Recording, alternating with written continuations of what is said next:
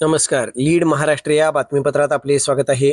मल्लेवाडी सर्वसेवा विकास सोसायटीची chairman vice chairman निवड बिनविरोध पार पडली.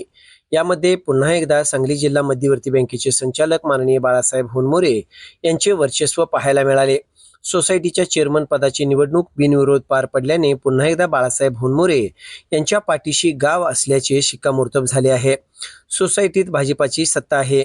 या निवडीमध्ये चेअरमन पदासाठी सदाशिव दत्तात्रय पाटील व व्हाईस चेअरमन पदासाठी गणेशनगरला संधी देत दादासाहेब निंबाळकर यांना निवडण्यात आले. या निवडीमुळे गावातून चेअरमन व्हाईस चेअरमन यांना सर्व स्तरातून शुभेच्छा देण्यात आल्या. बाळासाहेब होनमोरे यांनी केलेल्या आवाहनाला सर्व संचालकांनी एकमताने संमती दिली.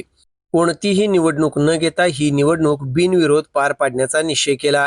यावेळी नूतन चेअरमन सदाशिव पाटील म्हणाले, बाळासाहेब होनमोरे यांच्या नेतृत्वाखाली आम्ही चांगल्या पद्धतीने सोसायटीचा कारभार करू.